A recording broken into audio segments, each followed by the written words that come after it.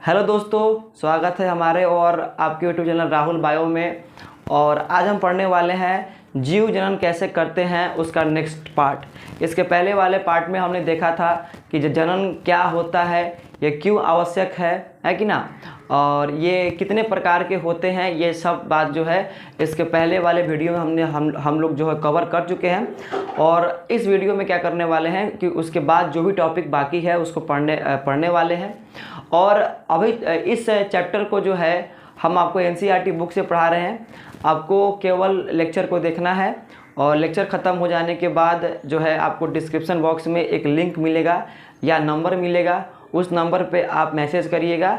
जिस पीडीएफ से आपको हम पढ़ा रहे हैं वही पीडीएफ आपको हम भेज देंगे और वहाँ से आप क्या कर सकते हैं कि उस पीडीएफ को अपने नोटबुक में जो है देख देख के उसको लिख सकते हैं और एक बेहतरीन नोट्स को तैयार कर सकते हैं। ठीक है, तो चलिए आगे बढ़ते हैं।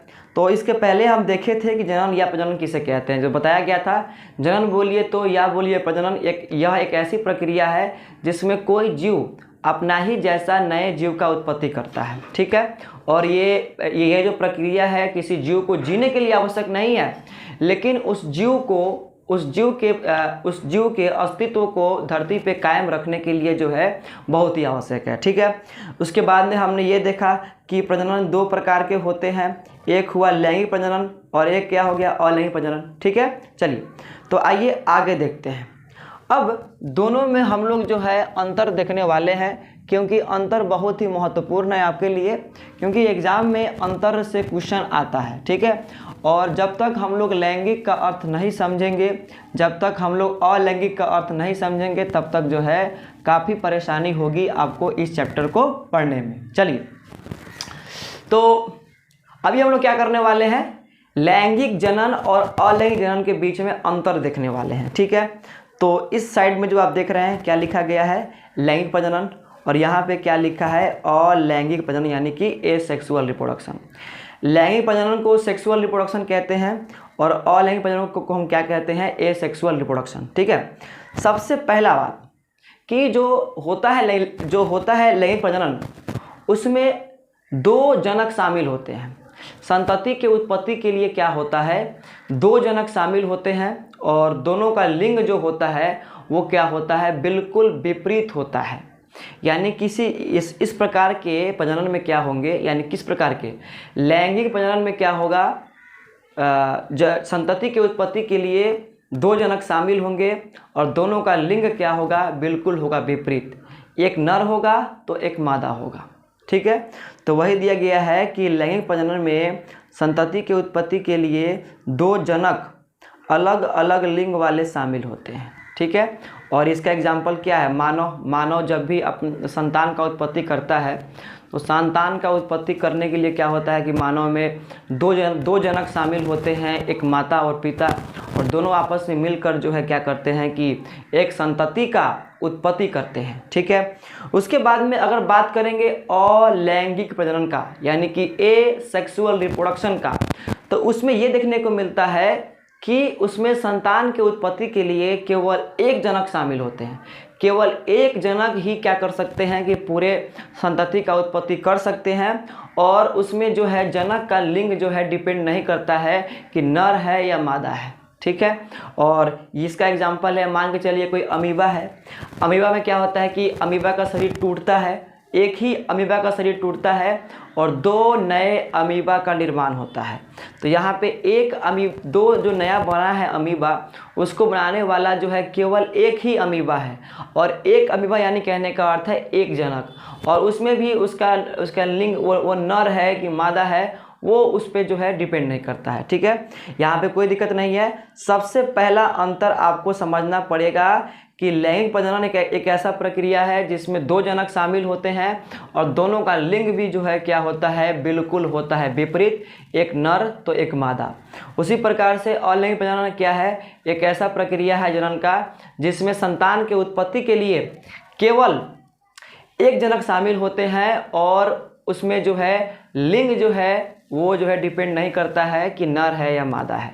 ठीक है, लैंगिक के एग्जाम्पल सिंपल सा बताए हैं आपको, मानव, और अलैंगिक में क्या होता है, अमीबा। ठीक है, चलिए सेकंड नंबर आपको देखना है, ये भी बहुत ही आवश्यक है आपको समझना, कि जो होता है लैंगिक जनन उसमें युग्मक का निर्माण होता है, और जो होता है अलैंगिक जनन उसमें युग्मक का निर्माण जो है नहीं होता है। ठीक है, तो सबसे पहले हम लोग जानना चाहते हैं कि युग्मक होता क्या है। युग्मक यानी कहने का अर्थ है, युग्मक एक प्रकार के ऐसे कोशिका होते हैं जो आगे जाकर संतान के उत्पत्ति जो है करने में सहायता करते हैं। नर से भी एक कोशिका बनता है, विशेष कोशिका, उसको कहते हैं नर युग्मक। मादा के शरीर से भी एक विशेष प्रकार का कोशिका बनता है, उसको बोलते हैं मादा युग्मक। जब ये नर युग्मक और मादा युग्मक आपस में मिलते हैं तो मिलने के बाद में क्या होता है कि एक संतान का उत्पत्ति हो पाता है। लेकिन जहाँ पे जनक एक ही शामिल है वहाँ पे कोई युग्मक जो है नहीं बनता है, बिना युग्मक जो है बने हुए ही जो है संतति का उत्पत्ति होता है। ठीक है, अगर हम लोग एग्जाम्पल देखें ना चाहेंगे कि नर युग्मक और मादा युग्मक का, तो नर में जो युग्मक बनता है जो जनन का क्रिया करवाता है उसको बोलते हैं शुक्राणु। वहीं पे जो मादा में जो युग्मक बनता है जो आगे संतति का उत्पत्ति करवाता है उसको बोलते हैं अंडाणु। ठीक है, तो यहाँ पे आप जो है देख सकते हैं कि ये जो फोटो आप देख रहे हैं पहला वाला जिसके नीचे लिखा है शुक्राणु, यह एक युग्मक है। और कौन सा युग्मक है? नर युग्मक है जो नर के अंदर बनता है। और यहाँ पे दिख रहा है अंडाणु, ये भी एक युग्मक है, यानी कि ये भी एक विशेष कोशिका है जो मादा के अंदर बनता है और इससे ही जो है आगे संतति का उत्पत्ति होता है। तो ये जब नर युग्मक और मादा युग्मक आपस में मिलेंगे, ठीक है, और मिलने के बाद ही जो है क्या होगा, संतति का उत्पत्ति हो पाएगा। संतति का अर्थ है संतान। ठीक है, चलिए, और यहाँ पे एक बात आपको और याद रखना है कि युग्मकों का निर्माण कहाँ होता है? युग्मकों का निर्माण होता है लैंगिक प्रजनन में। ठीक है, वहीं पे अलैंगिक में क्या होता है कि युग्मक का निर्माण नहीं होता है। अब युग्मक के निर्माण के बाद युग्मक आपस में मिलते हैं, तो युग्मकों का आपस में मिलना क्या कहलाता है? निषेचन कहलाता है। ठीक है, तो जब ये जैसे कि हम लोग देख रहे हैं यहाँ पे ये शुक्राणु और अंडाणु जब आपस में मिलेंगे तो इसको हम लोग क्या कहेंगे? इसको हम लोग कहेंगे निषेचन। तो हम ऐसा बोल सकते हैं कि लैंगिक जनन में युग्मक बनता है और उसके बाद में युग्मकों का निषेचन भी होता है। ठीक है, लेकिन यहाँ पे अलैंगिक में क्या होता है कि केवल इसमें जो है युग्मक का निर्माण होता ही नहीं है। अब मान के चलिए युग्मक का निर्माण अगर नहीं होगा, अगर युग्मक का निर्माण नहीं होगा तो इसमें जो प्रक्रिया है निषेचन का उस वो तो इसमें होगा ही नहीं। अरे युग्मक बनेगा तब तो जाके मिलेगा, अब मिलेगा तब तो हम कहेंगे कि हाँ निषेचन हुआ है। ठीक है, तो वही यहाँ पे दिया गया है 2 नंबर में कि लैंगिक प्रजनन में नर एवं मादा युग्मक का निर्माण होता है और युग्मक को बोलते हैं इंग्लिश में गैमिट्स, जो आप यहाँ पे देख रहे हैं। तो मानव में नर में शुक्राणु बनता है और मानव जो क्या बोलते हैं मादा है उसमें क्या बनता है? अंडाणु बनता है। ठीक है, और यहाँ पे एक बात आप लिख लीजिएगा कि युग्मक का निर्माण तो होता ही है, उसके अलावा जो है युग्मकों का निषेचन भी होता है, यानी कि ये दोनों आपस में मिलते भी हैं। ठीक है, चलिए, यहाँ तक कोई दिक्कत नहीं है। वहीं पे लिखा गया है कि अलैंगिक प्रजनन में युग्मक का निर्माण नहीं होता और इसमें निषेचन का प्रक्रिया भी नहीं होता। ठीक है, चलिए आगे देखते हैं हम। अब देखिए, अब आपको ध्यान देना पड़ेगा कि अगर मान के चलिए कोई संतान का उत्पत्ति हो रहा है लैंगिक जनन के द्वारा, तो उसमें 2 जनक शामिल है, एक माता और पिता, दोनों के मिलने से जो है संतति का हो रहा है निर्माण। तो जो संतान जो होगा उसमें क्या होगा कि माता का भी गुण है, पिता का भी गुण है। ठीक है, चलिए, तो हम लोग कह सकते हैं कि अनुवांशिकी रूप से तो वो जनक के समान है, लेकिन पूरा जनक के समरूप नहीं है। क्या जो बच्चा जो जन्म लेता है क्या वो पूरा अपने माता की तरह होता है? क्या पूरा अपना क्या जो है पिता की तरह होता है? नहीं होता है, उसमें कुछ ना कुछ विभिन्नता जो हमको है दिखाई देता ही है। ठीक है, और वहीं पे बताइए ऐसा प्रक्रिया जिसमें केवल एक जनक संतति का उत्पत्ति कर रहे हैं, तो एक ही जनक का गुण उसमें ट्रांसफर हुआ होगा, एक जनक में जो इतना सारा गुण है सब उसमें ट्रांसफर हो गया होगा। तो वो जो संतान होगा वो अपने जनक के आनुवांशिकी रूप से और जो शारीरिक रूप से वो क्या होगा, बिल्कुल समरूप होगा। ठीक है, बात समझ में आ रहा है ना। समरूप यानी कहने का अर्थ है एक जैसा, बिल्कुल। ठीक है, तो वही लिखा गया है कि लैंगिक प्रजनन में नया जीव आनुवांशिक रूप से जनक से समान होता है परंतु जनक के समरूप नहीं, पूरा उसका एग्जैक्ट जेरॉक्स कॉपी नहीं होता है। हम भी अपने जनक से बने हुए हैं और हमारे में और जनक में भी बहुत सारा विभिन्नता है, हम लोग बिल्कुल समरूप नहीं हैं एक दूसरे के।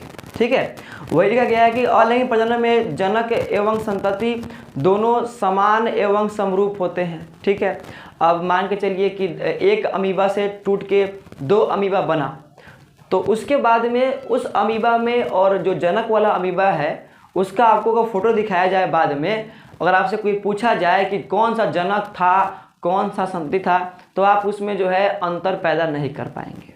ठीक है, यहाँ तो कोई दिक्कत नहीं है। चलिए आगे क्या दिया गया है कि जो प्रक्रिया होता है जो प्रक्रिया होता है लैंगिक जनन का, उसमें विभिन्नता उत्पन्न होता है। क्यों होता है विभिन्नता उत्पन्न? क्योंकि उसमें 2 जनक शामिल होते हैं संतान के उत्पत्ति के लिए, लेकिन वहीं पे जो अलैंगिक जनन है उसमें संतान के उत्पत्ति के लिए केवल 1 जनक ही शामिल होते हैं। तो वहाँ पे क्या होता है, वहाँ पे विभिन्नता उत्पन्न नहीं होता है। ठीक है, तो वहाँ पे जो संतति होगा बिल्कुल अपने जनक के समान होगा। ठीक है, चलिए यहाँ पे लिखा गया है कि लैंगिक प्रजनन प्रजाति में विभिन्नता उत्पन्न करती है। लैंगिक प्रजनन विभिन्नता के लिए काफ़ी आवश्यक है। अगर विभिन्नता उत्पन्न करवाना है तो लैंगिक प्रजनन करना पड़ेगा, तब जाके विभिन्नता उत्पन्न होगा, है कि ना। और विभिन्नता जो है क्या करता है, विभिन्नता जैव विकास करवाता है, जीवों के अंदर विकास करवाता है। ठीक है, पहले हम लोग बंदर की तरह थे, लेकिन आज हम लोग जो है हम लोग में काफ़ी बदलाव देखने को मिला है पहले से, है कि ना। तो हम लोग में ये बदलाव, ये विभिन्नता क्यों उत्पन्न हुआ? क्योंकि हम लोग करते हैं कौन सा जनन, लैंगिक जनन। ठीक है, चलिए वही लिखा गया है कि अलैंगिक प्रजनन के दौरान विभिन्नता उत्पन्न नहीं होता है। काहे नहीं होता है? क्योंकि संतति के उत्पत्ति के लिए केवल 1 ही जनक शामिल होते हैं। चलिए उसके बाद में जो लैंगिक जनन है वो देखने को मिलता है हमको उच्च वर्ग के जीवों में। ठीक है, और जो अलैंगिक जनन है वो हमको देखने को मिलता है निम्न वर्ग के, अधिकांश निम्न वर्ग के जीवों में देखने को मिलता है अलैंगिक जनन, और अधिकांश उच्च वर्ग के जीवों में देखने को मिलता है हम लोग को लैंगिक जनन।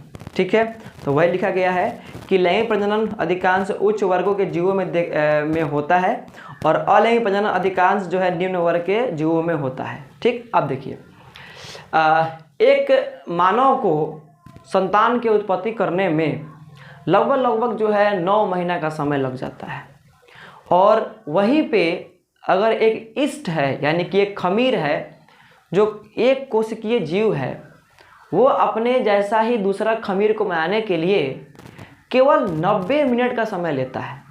यानी 1.5 घंटा के अंदर एक खमीर से एक दूसरा नया खमीर बन जाएगा।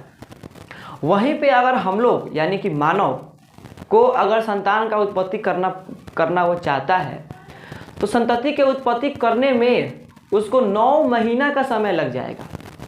तो इस हिसाब से अगर देखा जाए तो लैंगिक जनन जो प्रक्रिया है वो काफ़ी धीमी प्रक्रिया है, काफ़ी धीरे धीरे आस्ते आस्ते होता है।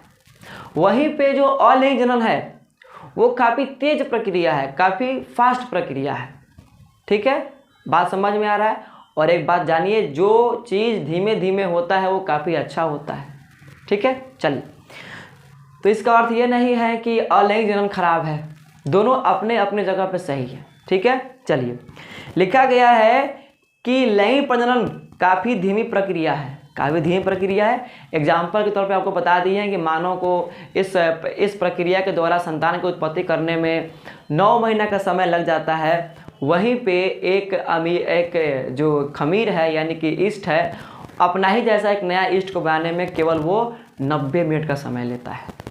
ठीक है, चलिए तो ये अंतर बहुत ही आवश्यक था आपके लिए, और इस अंतर को आप लोग एक बार दो बार देख लीजिएगा और थोड़ा रिवाइज कर लीजिएगा और इसको अपने अपने नोटबुक में या तो नोट कर लीजिएगा स्क्रीनशॉट मार के, या तो आपको एक नंबर देंगे नीचे डिस्क्रिप्शन में, वहाँ पे आप मैसेज करिएगा, वहाँ से आपको जो है हम इसका नोट्स जो है जो जिससे पढ़ाए हैं वो दे देंगे, वहाँ से भी आप इसको लिख सकते हैं। तो अगर आपको वीडियो अच्छा लगा हो तो वीडियो को लाइक करें, कमेंट करें, शेयर करें, साथ ही साथ हमारे चैनल को सब्सक्राइब जरूर करें ताकि हमको मोटिवेशन मिले और इसी प्रकार से वीडियो जो है आपको टाइम पर मिलता रहे। तो मिलते हैं नए वीडियो के साथ एक नए टॉपिक जिसका नाम है अलैंगिक जलन के प्रकार। जय हिंद, जय भारत।